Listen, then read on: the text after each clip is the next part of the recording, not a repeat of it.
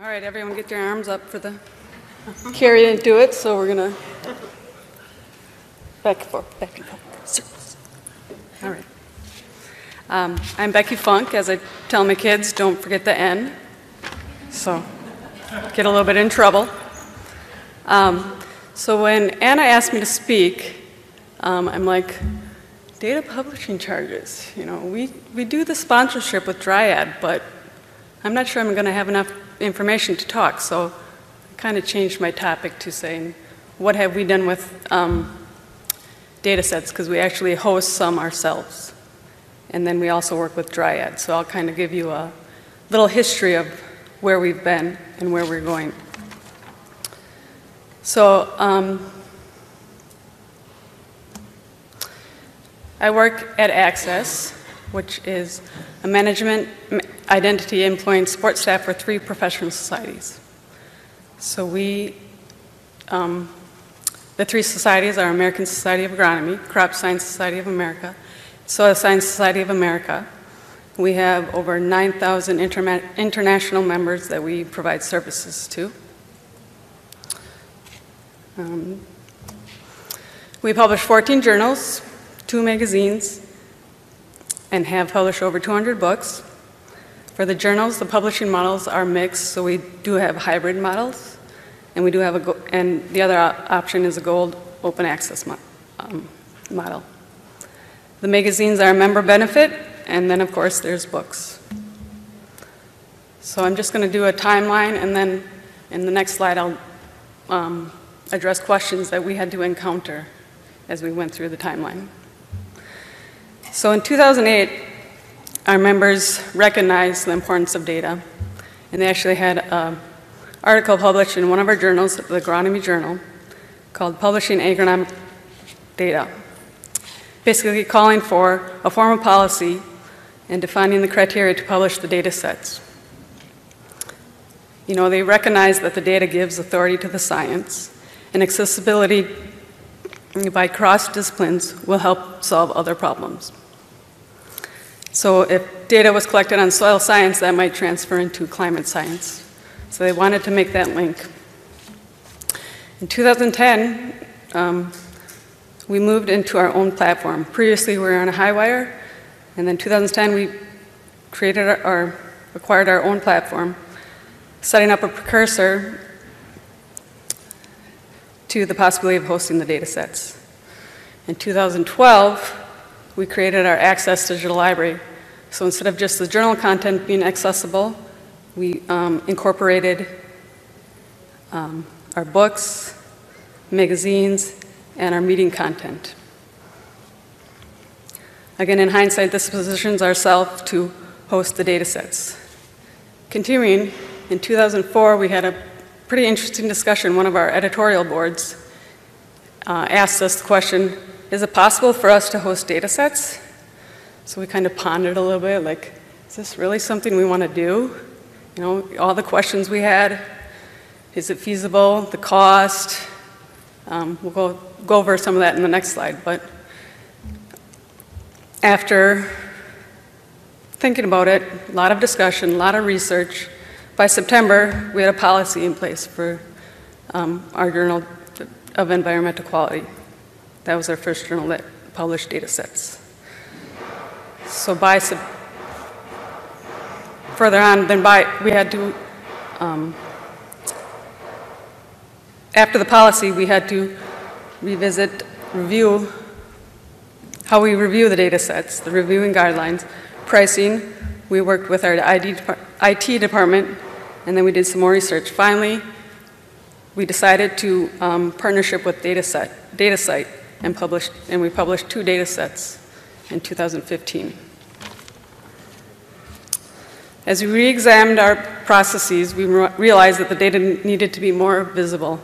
So we were trying to reach that cross-discipline audience.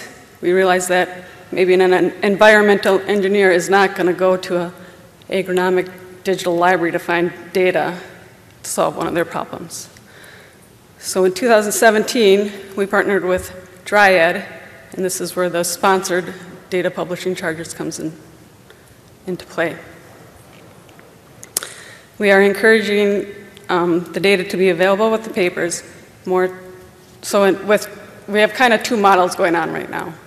So one, we can host them. Those are reviewed by our peer review. And then with Dryad, right now they're just supplemental data, so supporting the research. Let's see, so that kind of brings us to the present. So if we look at the questions that we had answered. So at the time, what were our options? So this was about, what did I say, 2014?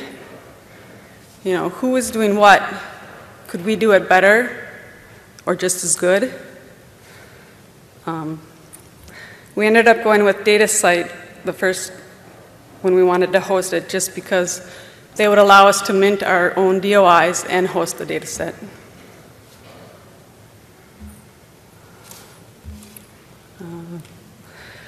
You know, the next question was, what about the reviewer guidelines? What all needs to be included? We already have an exhaustive reviewer pool, so do we want to burden them with reviewing data sets? So what we ended up doing is having 2 reviewers review the article and 2 reviewers review the data set, and then our AE would give a recommendation to the editor because he would review both the data set and the paper.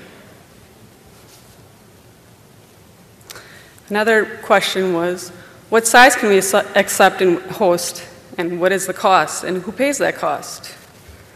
So after talking again with our IT guys and thinking about it, you know, the limitation is going to be how great a data, you know, the greater the size, the more the cost. So we ended up deciding on the hosting limit of 100 megabytes. And then who pays the cost? In this instance, we transferred the payment to the author, so they would just pay the charge. Another question is versioning. How do we handle versioning? So for our instance, we had the original author of the data set could only supply a second version. So meaning if there was an error or they had more data, it would be version 2 of that data set. If it was a different author finding a mistake in the data, they would have a paper on it, so it would be a new publication. And everyone's favorite, metadata. What do we collect? So if you work with most organizations, they have a recommended list and a required list of what you're going to collect. So of that, we have title of the publication, the DOI, the creators of the data set, the publisher, year, formats, description. But again, you'll work with your organization if you partner with them. And these are only a few of the questions. You know, there's several more and several different models. So I'd be happy to get into more depth if anyone has questions. And then our next step is to create the data policy statements across all our journals. Continue our partnership with Dryad. Right now we do the sponsorship where we have 25 vouchers, and these numbers are a little bit out of date, so I think we're right around 17 or 18 that have not been used yet, so we're gaining speed. And the last thing is to comply with standards and put forth comply with the standards that are put forth by the research institutions. And then I just have the contact information. Again, this is kind of just a brief skeleton overview, so please come after and ask questions. So that's all I have.